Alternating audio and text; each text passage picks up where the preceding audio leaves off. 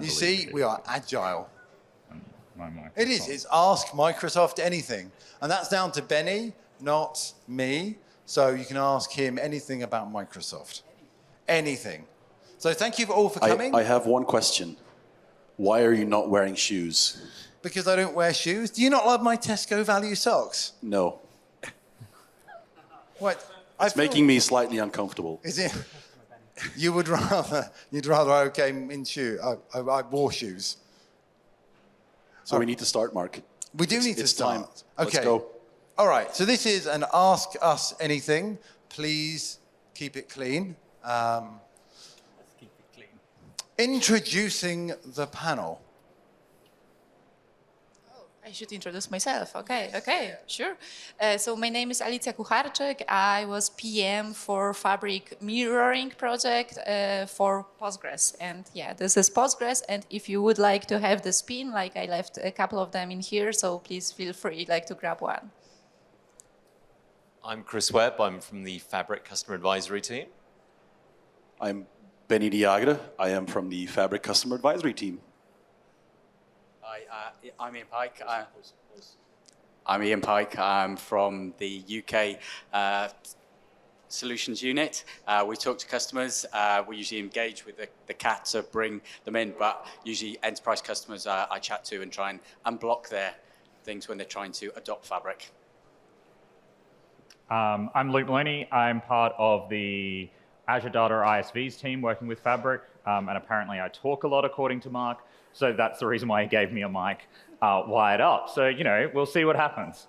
I'm Brad Schacht. I'm also from the CAT team. I focus on data warehouse, and I was here before other people, so I have a microphone. And I'm Lars Andersen. I'm also from the Fabric Customer Advisory team. James Hutton. I'm a product manager on this Data Activator, which is one of the new Fabric experiences. So really, all that was buying you all time to come up with questions. I think we have a question. Now he's got to run around in his smelly socks. Thank you so much. With the releases of the REST API and looking back to Synapse or Data Factory, having some DevOps tasks ready for deployment, is something similar in the works for Fabric, like a full-blown DevOps task, or are we left for the REST APIs?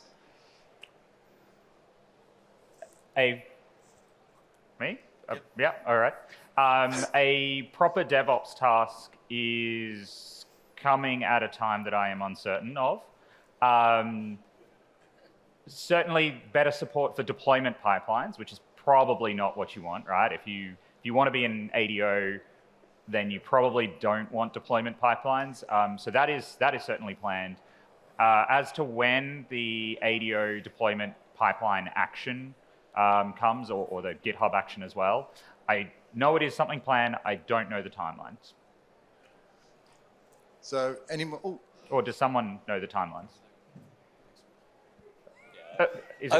This is not my area at all, but I was just having a conversation, and I can say in a very mysterious way, expect the community and third parties to step up as well here.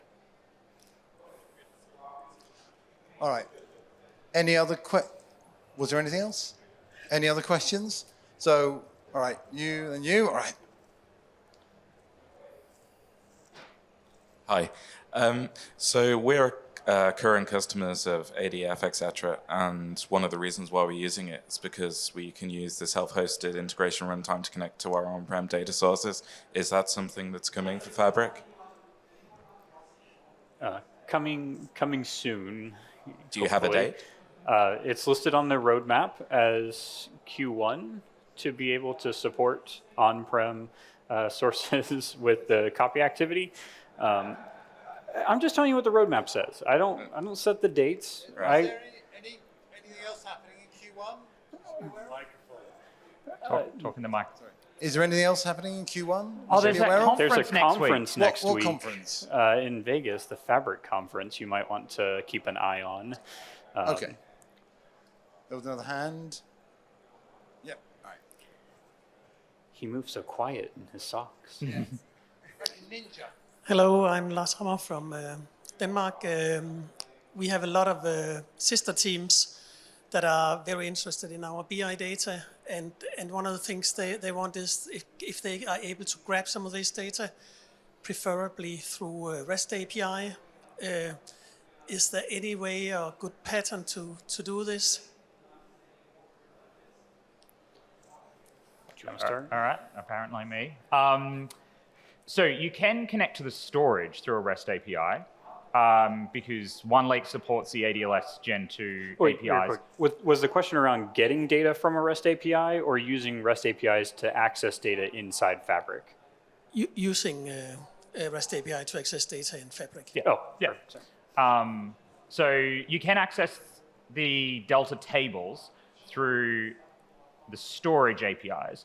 The problem is it's not like a neat, tidy REST API where it's like, I can filter on the data. Like you're reading from storage, you've then got to be able to interpret the Delta tables that you're reading. So it's like, I mean, if you're in a notebook or something, it's relatively easy. Whether it's a Spark notebook or just a Python native notebook, that's pretty easy. Or Python native, that's fine. There is plans to bring something soon. I don't, once again, know when that's happening through a REST API. I don't know when any of that can be talked about, but that is the plan. Otherwise, you could look at the SQL connector because the SQL API you can leverage. It's not a REST API, but it gets you most of the way there. And we've got JDBC drivers and ODBC drivers, which means you can leverage that in PyODBC or whatever. It depends on what your how your consumers want to consume that data. So that was at least 20, maybe about 40 seconds on it depends. And yes. Mark Hjort from Equinor in Norway. We've been using Fabric since it went into general availability. One of the biggest challenges we've had is around the capacities and management of that. I guess now you've got a lot of services starting to be linked to F64, and to get the most use of that, we see we need to start putting more and more projects, initiatives into shared capacities. And I know there's features, sort of the boosting and so forth, which are aimed to help that. But are there plans to move towards a more serverless type model on the capacities, giving, for instance, what you get in Azure with the cost overview on the subscription level? So you get that transparency, but you also get sort of that flexibility without having to pay a lot of cost up front, which you maybe can't use. So also with the F64, for instance, you can't necessarily then combine that with an F8 and F16. You have to sort of take that step up. I'll let Benny answer that.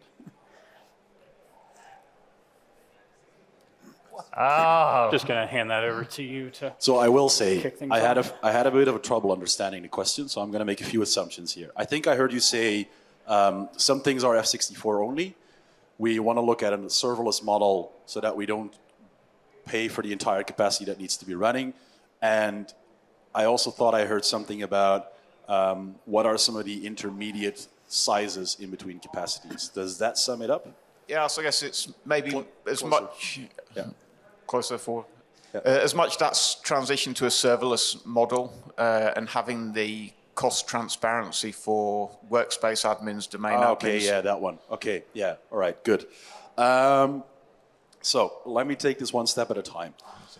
The fact that some of the services, some of the things are being introduced as F64 is, and well, that's not part of the discussion, not on the piece queues, is because there are technical limitations in the background and some internal reasons that we had to make that F64 only. That's the thing. I will say it's part of the role of the people on CAT to actively take customer feedback and to make a big fuzz about it internally. So that's what we're doing to see what we can look at for options in the future. So will that change? Will that not change? I honestly cannot tell you, but there is a lot of momentum, a lot of feedback coming back around that topic. Now, as for insights into costing, it's a bit of a gray zone because it used to be on the public roadmap, then it was taken away on the public roadmap. But if you've got a Wayback Time Machine from Google, you can find it, so I can say it. It's something called chargeback reporting. It's essentially a new experience. That means that we're going to give you usage insights onto who's actually done what across a period of time. It's basically, if you get a capacity, 20% of that capacity was used by that workspace for that workload, so that you can do that for costing purposes. Now, over a longer time, we'll probably expand on that to give you more options, but that's one of the first things that we're going to be putting out hopefully soon. It's been in private preview for a long time, so we're hoping to get that out, but they're still working on a few things. Did I then get everything of the question? Yeah. All right, good. Thank you so much. Cool. We got an online question. We have an online question. Oh, I thought, why's your hand up? Oh, sorry, you have a real question, not an online one. Right. Reservations. Sorry, Benny. Right. Reservations. From the look of it, when I was costing stuff a couple of weeks back, we can only go with 1 year reservation. Have we got 3 year reservations coming along? Right. Okay. Not yet. Today it's only 1 year. I know they're discussing about 3 year, but not yet. No. Okay, fine. Thank you. All right. Are there any plans to make Fabric available in government cloud? Yes. Where's Dan when you need him? There are, but I don't have a timeline I can share on that at this point. We're working through the logistics of making that all happen. There's a lot of other things that have to happen for it to be able to go into the government cloud, certification, security stuff, infrastructure, all those sort of things, just the way it's set up. So we are working on that, though. I do want to get, Mark, don't steal the microphone just yet. I want to get a clarification. When you say government cloud, do you mean US GCC, or is there another specific government cloud you're referring to? The UK, because we have the...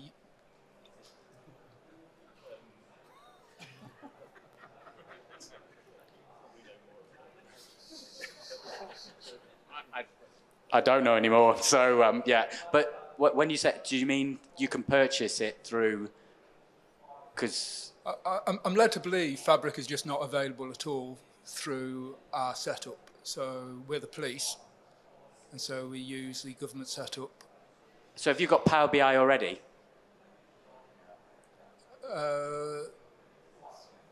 Elements. Not fully cloud. It's a different discussion, though. Yeah, come to the stand later this afternoon. I'll be on the stand. Come and find me, and we can work exactly where it is. Do you see how nervous I got when he said he was from the police? All right, who was next? All right, I think we'll get to you, Hugo, in a minute. So I work as a consultant, and of course, when Fabric came out, the first question for our clients was, how much does it cost? And of course, you have all these capacity units, but is there any rule of thumb or ways to gauge how much capacity do you need upfront, like given an estimate to a customer? So do you have a Microsoft account team? Or does the customer have a Microsoft account team? Sometimes, not always. So they can go to what we call the global black belt team, and they've got a calculator. But with anything, how long is a piece of string? How many transactions you're doing a day? How much data have you got? Most customers can't tell you that, and it's always going to be an estimate. But the calculator internally at the moment, it's not available publicly, but there are people who can help with some of that. But it's very much providing an estimate, right? Like you can have 100 gigs of data and you can kill a 8-core SQL server. You can have 5 terabytes worth of data and you can happily run on an 8-core SQL server, right? If we think about the on-prem world. So what you're doing, how much processing you're doing, like are you doing string analysis inside SQL, for example? That's going to be really computationally expensive. So it's like, I don't know, it's just always going to be an it depends answer. And we give you a trial, right? We give customers the equivalent of an F64 trial that allows them, or more roughly equivalent to an F64 trial, that they can start to figure out how does that work for their workload, whatever. But I think, Benny, you wanted to add something, sorry. Yeah, so I know for a fact that infamous calculator is also being made available through the Fabric Partner Network. That is open for any partner to join. There's a few criteria, but I don't know them off the top of my head. That also gives you the calculator. But I have a question for you. If you've done any Azure estimations, have you ever had an estimation that was correct? Because then I want to learn from you. No, not entirely correct, of course, but we do have their current BI setup, so we might be able to figure out how many transactions are they doing. So My question was like, if you're doing X amount of transactions, what is the recommended size? So essentially, I'm the type of person that says, let's get a use case, let's try out a small use case, let's make some analysis on what we're doing, and try to extrapolate that as good as we possibly can. That's typically going to give you better results than filling in 7 fields in a calculator in an Excel sheet or in an Azure pricing calculator. That's been the way that I've done it before for any Azure product that I've done, and that's what's gotten me far. Estimations are very much this one, and yeah, I struggle with those. Right, thank you so much. There's always the trial capacities if you want to try stuff for free for at least 60 days. Yeah, thank you, Mark. We mentioned that.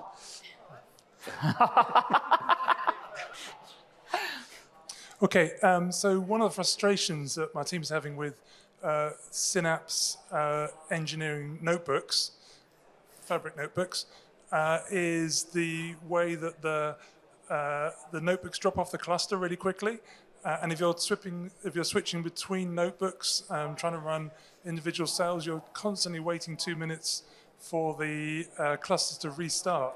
Is there any plans to be able to tie notebooks to active clusters like you can do with Databricks, right? So, did you say that was a problem you were having with Synapse today? Or No, Fabric. With Fabric? Within the Synapse engineering title. Okay. So you've got a custom pool probably with, have you got custom libraries as well? You're not using the starter pool, I take it, by the 2-minute time frame? Not using custom libraries, just running notebooks, 2 notebooks open. Okay. You run some cells, you have to wait for the one to spin up the cluster, it takes 2 minutes. You then go, oh great, I've processed that file, I want to redo it. I've got another notebook for managing my utilities, so I moved it back in that one. I wait 2 minutes for that one to spin up and then go back to rerun it. It's becoming quite a slow process. Yeah, so I don't know whether this is available, but we've talked about it publicly, so it doesn't matter. High concurrency mode is something that we're supporting or are already supported or have already released. It should be out there. Yeah, it should be out there, which would allow multiple notebooks to exist against a single cluster. There are some weird gotchas around variable conflicts, but they're pretty niche because we use a way to isolate the different sessions. So you get a different session within each cluster, and you should be able to then associate a notebook inside the experience to that high concurrency session that's already open. The limitation at the moment, or the big limitation at the moment, that won't be resolved immediately, is that a pipeline can't execute inside the high concurrency cluster context. So you can't, say for example, you've got a notebook inside a for each loop. You can't have each of those notebooks just grab another session from the high concurrency cluster that's already around. So you always have to have that instantiation process. But if you're in the web UI, you should be able to associate to a high concurrency session that's already available. So if you've got 2 notebooks running, you can run them on the same cluster, and then you shouldn't have this startup time problem. Okay, thanks for that. One quick one as well. Any intention to support a dark mode on the web front end? Do you have any other thoughts on the... I was going to say, this is at the workspace level. Well, go grab the mic. There is an X out there. I can't call it a tweet anymore, about a session that was presented this week by Muhammad Ali and Rui, where he may have shown something about that. Yeah, maybe not. But also, I think there's a thing happening next week where some things might be announced, some things might not be announced. So check back next week. Come to a conference near you.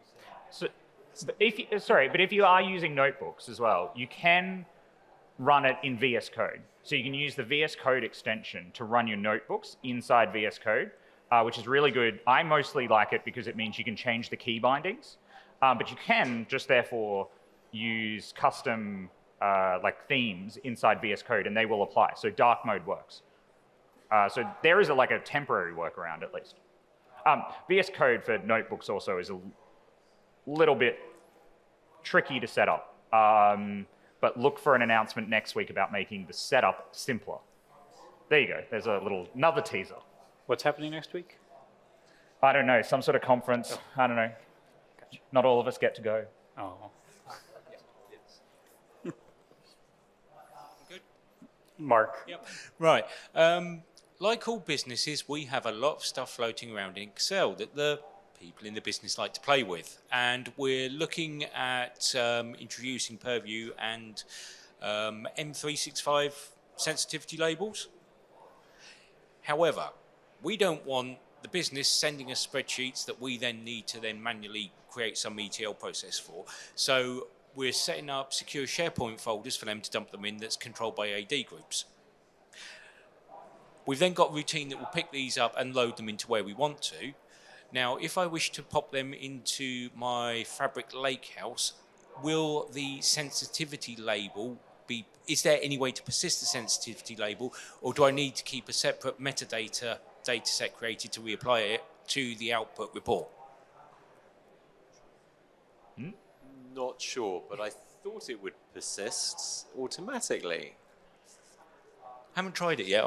I think if everything's working well, it should persist. Maybe we haven't got there yet, but so there'll be a sensitivity label on the Lakehouse, but also the documents inside have their own sensitivity label. So you're saying which would one override the other, or are you saying? Microphone. Sorry. Yeah, when I've got my PBIX at the endpoint, will that have persist the sensitivity label from the source? So can you get inheritance on the can you get inheritance on the final report from the actual source data? Straight after this session, go to the stand and go and test it with one of the people on the stand. Excellent, thank you. There was a question. Okay, I'll get that one. You. Run, Mark, run. We're going this way. All right, keep it. Make sure. Those socks. Hello. I actually have 3 questions, if I may, but sorry. The first one is, what is the thing about the trial capacities? Because it's always telling me I have 60 days, but it's now running like 4 months. But is it like an end date, or will it just keep going until you guys decide now we will screw them all or something? What is the plan there? it will end, but we're just very generous, that's all. Okay, but it's really nice. But I was just wondering. Okay. Second question was about the direct lake modes. Will there be an opportunity to have a semantic model in direct lake mode in a separate workspace than the one where Fabric is in? Because especially when you are using a pay-as-you-go, you want to have like a F4. You want to pause and stop the Fabric. You now have downtime of your reports. So we actually just want to use the capacity. To be clear, you want to use Fabric features when your Fabric capacity is paused? Only for the reporting, yes. Yes, who's going to pay for that then? But yeah, okay, I'm still in the Power BI environment. I still have licensing, so I'm still paying for it, right? But in the fact that, Well, you're not paying for it if it's paused. But you could always use import mode. That would be all right. Okay, so you cannot use direct lake semantic models. I mean, from a data mesh perspective, for example. Can we digest direct lake? If the lake is not active, how can you directly go into the lake? That's the thing. The capacity needs to be active for you to be able to read from the lake. So yes, okay, maybe you will be able to split the semantic model into a different workspace. I'm not aware if we're doing that right now or not.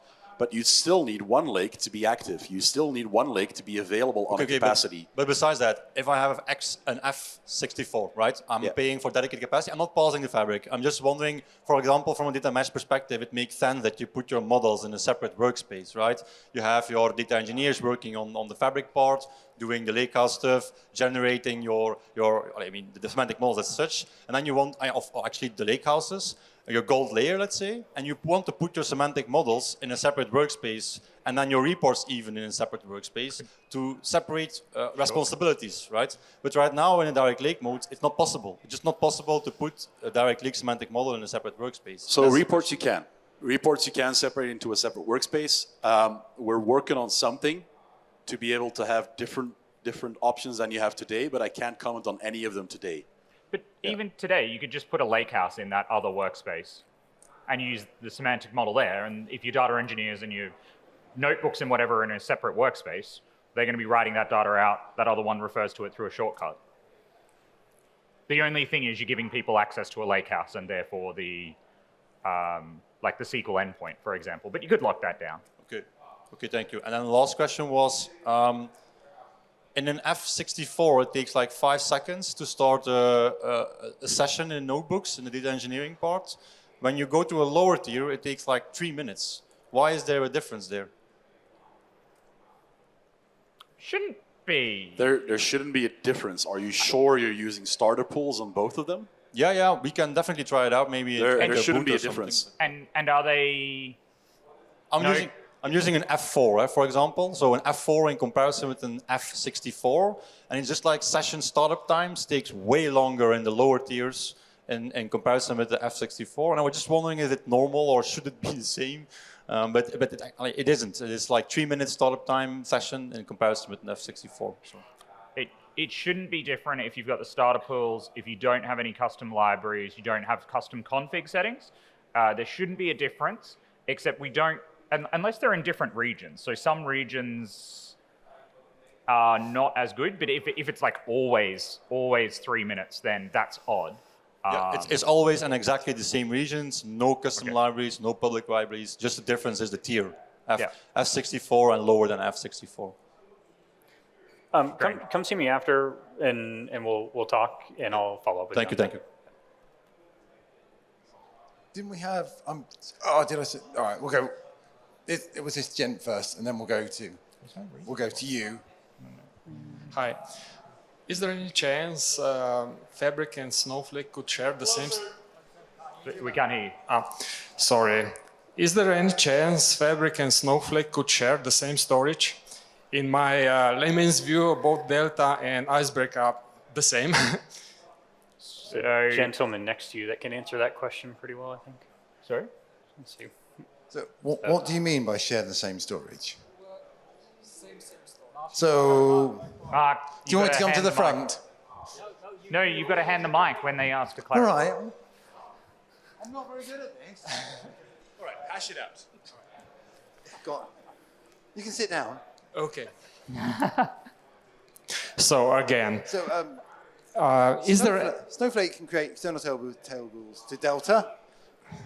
Is that not good enough?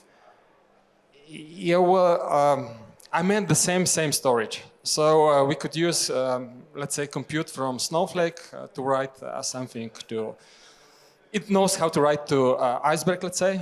Yeah. And Iceberg, in my view. And then you want Fabric to write into the same file. Yeah, let's say Fabric could consume that data for. Fabric can consume it, can read it, but do you want Fabric to write into it? Also, maybe. Well, no, that's impossible. Okay. But there is. No, it is. Well, we would want to lock it. Yeah, I know we want to, but it is it is theoretically possible. The problem is the performance is absolutely. So you could use an external table, right, to one lake. A Snowflake external table to one lake, or to ADLS Gen 2, and you could write theoretically both that through that same method. But you're limited to Iceberg, which means you have to get that to work inside the Spark notebook, which is non-trivial and means you definitely won't be able to use starter pools. Also, you're creating some real performance problems on the Snowflake side, just because you're not using their native format. And because you're writing through Spark into Iceberg, you also lose a whole host of the Delta capabilities that we provide. So the SQL endpoint, for example, won't work. That sounds like it falls into the you can do this but don't do this. Yeah. Yeah, okay. So if Snowflake want to support writing to Delta and the one lake DFS path, then it would get better, but I would still not advise it. Okay, but actually Snowflake knows how to work with Iceberg pretty well. Yeah. Can Snowflake support Delta? That's the good question as well. I don't know. I think no, not. They don't. They don't. So let's discuss that one further after the session so that we can get some room for more questions. But there is a new feature called mirroring. What? Am I too far away from the mic? Is that public yet? It's publicly known. It's on our roadmap. Okay. That we're announcing something maybe next week. Maybe, I don't know. I mean, it's the end of Q1. Can you hear me? Yeah. I was just going to say, a couple of times when I'm running my pipelines for the ETL, it will fail immediately because the Spark pool needs time to warm up. Should that be happening? Because it's a cloud system, you wouldn't think it will just fail it. I've had to set in retries now just to get it to run. Is that just a normal problem? Okay. So no an issue, it's because queuing doesn't work. That should be resolved fairly soon. Okay, because I was going to say we schedule it for the same time every day, but if we've not done any work, like over the weekend, our Monday one seems to just flop, so I was wondering. Do all of them flop or just some of them? We have the parent one that manages all our further down, so that fails, so I've had to add in now a retry just to actually wake it up first, so. It's an area where I personally think we need more customer feedback. So I think there is a thing on ideas about this, which is the way, it's probably something to talk about after the session because I could talk about this for a while, but the way retries work in pipelines needs work, needs improvement. Also, is there folders yet? I need folders.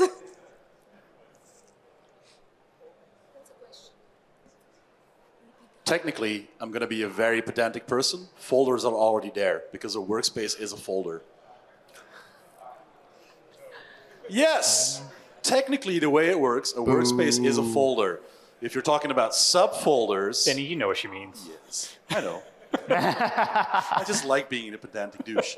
Subfolders, maybe coming to you sometime soon. Right. No, there was someone else who had their hand up on this side. Was it you? Why did I think it was someone else? Joe had his hand up. So for our gold layer at the moment, we're using Azure SQL MI, and we'd like to use possibly the SQL data warehouse function. So we like to source control our schemas. Is there something in the works for that? Source controlling data SQL warehouse schemas. Your exact question, yes, there is something in the works. No, probably not, no. What was the follow-up question? What was the follow-up question? Is it going to be announced next week? I can neither confirm or deny. All right, Barney. Thank you. If someone's currently on Synapse, seeing, say, F2, F4 prices, and they're using features like a private endpoint that's locked behind F64 for Fabric, what is their hope of upgrading without seeing prices go up by a factor of 10 to 100? So I'll kind of start by saying something, and then I don't know if other folks have things to add about pricing and stuff, but I wouldn't look at your Synapse price for like a dedicated SQL pool, for instance, and look at that comparative specifically to an F SKU. Like, sure, you can try to map the two. We put some blog posts out about how to map those and everything, but you have to think about all the other things that come along with the solution. Like, you're probably not going to just run your data warehouse on that. You're also going to be running your ETL. You might have some Spark notebooks. You're going to have your Power BI reports. You're going to be doing Data Activator and stuff on there. So like, just because you're running a small pool on Synapse doesn't mean you're necessarily going to go to an equal price point over there. The other thing too that we don't do on Synapse that we can do over in the Fabric world is that you can co-locate workspaces onto the same capacity. So there's possibly an opportunity to consolidate onto a single capacity to get closer to the need for that F64 to be able to get the particular feature that you need there with the private endpoints or something like that. So I would just say, back up, don't necessarily do a one-to-one, look at it a little bit more holistically and see if there's opportunities to maybe get there, but certainly valid feedback, and we'll take that back from a SKU perspective that customers want that on lower SKUs, so we'll take that under consideration as well. Can I ask a question? What's the panel's favorite feature in Fabric? Let's start from one end and go across. obviously, question over there too. like Postgres mirroring. What is Postgres? So tell us about that. Okay, it's a way that you can like replicate like from your Postgres Flex instance into the Fabric. So we are using logical replication with our own extension. So it's actually logical decoding, and you are able like to move your data from your instance like to the Fabric and do all the stuff like analytics, AI, whatever you want in the Fabric workspace. So we were asked this question last night. Do I have to be consistent with what I said last night? No, I'm going to say Direct Lake today. I'm a Power BI analysis services person. I love Direct Lake. And I think Direct Lake changes things in a lot of subtle ways that we might not expect. You know, the fact that you don't have to refresh anymore not only changes how long your entire BI pipeline takes end to end, changes a lot of things about costs. You know, it's not magic. There are going to be some downsides compared to import mode, but it does change things. You know, so many customers have wanted that holy grail of being able to report directly on top of the lake, and Direct Lake gives you that. Cool. Domains, not because everyone thinks they're data mesh, but because they will have some more really cool options for delegated tenant settings for one lake data hub, etc. And I think those can really play a big picture in the future. But domains, yes. Because I work with public sector customers mostly, the ability to go and start very quickly. So, you know, you've got the UI where everything's included. A lot of those don't have big engineering teams. So Fabric as a whole has made it easier for them to go and use that tooling where they may not have been able to before or found it very difficult to start. So, you know, the whole of Fabric for me is a game changer in the sector I'm working in, to be able to talk to customers about getting, you know, value out of their data. Shortcuts. Easy. I think shortcuts just make life easier. They mean that you can put, you know, you can break up your workspaces. You're not in like the Synapse Analytics world where you're like, oh, well, I've got to put everything in one workspace. Or, you know, I can't access stuff. I think shortcuts are great. Since you stole shortcuts, one of my favorite things actually is a lot of the background stuff. It's just things we don't even see. Like coming from the Synapse world, where a scaling operation was like 40 minutes plus or minus 100%-ish. Being able to do online scaling and have everything just scale automatically and very quickly, to me is very compelling. So. I'm not going to repeat what has already been said, so I will pick Dataflow Gen 2, where you have the option to output to other destinations than Dataflow Gen 1, where it was only being used in Power BI. Data Activator, OBS. For those of you who haven't tried it out yet, it's all about driving actions on your data. That could be driving actions from Power BI reports, could be real-time streaming data coming in from event streams. And coming soon, it's going to be driving actions off your Custo data. And also, we're adding Fabric orchestration to Data Activator as well. So automatically driving refreshes on your data sets, for example. You're going to hear me and Lars speak about it at 3:20 this afternoon if you want to hear more about it. Nice plug. KQL databases, the capability to be able to land data, use a shortcut, get it in there, and leverage that power for real-time analytical workloads, regardless of how you land the data in Fabric. And it supports T-SQL, and using the explain command, you can convert complex SQL into KQL and use that natively for direct query reports or one-lake reports. What's your favorite thing, Mark? How long have we got? 10 minutes. Let's take another question. All right. I think we had, was it that gentleman there? And then we'll go to the back, and then we'll come back to you. Hand up. Who had their hand up? Okay. So another quite different question is around regions. So right now we are in a situation where we have a little mixed setup with a little bit in Western Europe and a little bit in Northern Europe. And when we are sort of synchronizing data from Dataverse, it has to be in the same region. So just open the case with my good Microsoft companions, and and they said, okay, yeah, you got to really think about this premium capacity. So premium workspaces is quite tricky. Fabric, get rid of it before we can move it to another region. And we really want to, let's put all things in the same region so it's easier to work with. Is there any kind of help in that direction coming, so it's easier to move, Fabric to? Or could we maybe have like multiple Fabric regions or something? So just to double check, you're talking about using Dataverse and the data flow options to be able to get it to data lake storage to consolidate between Central Europe and North Europe. Yeah. So currently, is it writing out to Azure Data Lake Gen 2 storage? No, we are, yeah, it is, but we have also tried the Fabric way where it goes straight to Fabric, but they have to be in the same region as well. Okay. So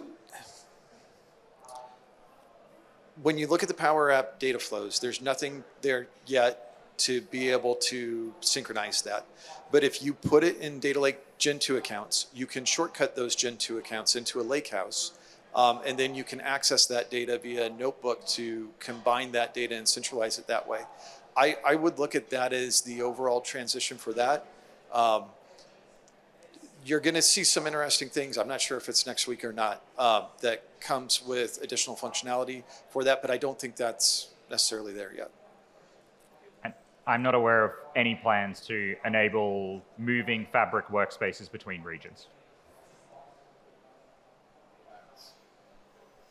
Oh, sorry, like vague plans, but nothing that's going to come, like next week. All right, my question is regarding notebooks and Git integration. So we have a metadata-driven code generator that we've written for Databricks. We're trying to make the lift to Fabric. It seems to be pretty light lift so far. However, what we've noticed is when we write to a local repo on our machine and you start to sync up with Git, the issues we're seeing is when you sync with Git and when you export or delete and recreate with the same name, lots of conflicts that aren't intuitive. And when you pick one notebook or one side, you don't even know what you're going to end up with. And sometimes they're the opposite notebook you thought. So I guess the first part of my question is this a known issue that might be worked on, or is this maybe just an issue we're having? Yeah, no. I know that it's known. I don't know whether there's any. So when you're doing offline development, you're not using the VS Code plugin, are you? Not the plugin, nope. Oh, okay. So if you use the plugin, it should actually resolve the issue. So you get some of the offline capabilities. I want to be careful, like it's not great, like it's not full-featured offline development through the VS Code integration. But that would then actually sync to the workspace, and then the workspace will sync across, as opposed to at the moment you're sort of going to Git, and then you're relying on the Git to workspace syncing, and that's where the conflicts are coming from. I know it's kind of known, but it's pretty niche. I don't believe that there's been a ton of customer feedback about it. So if that is something that particularly is going to break your development process and cycles, then ideas.fabric.microsoft.com, I think is the full name, is probably a good place to be putting that. Okay, thank you. Hello. We have a Power BI capacity, peak capacity. For how long can we keep it? Is there a deadline for it?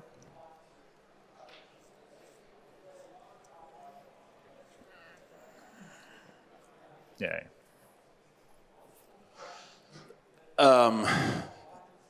It's very dependent on what contract you have, what type of agreement you have, etc. The blog post in which we announced the deprecation of peace queues has a timeline for it. Long story short, talk to your local Microsoft representative, because they have the information about your agreements, etc., and they will be able to give you the exact timeline.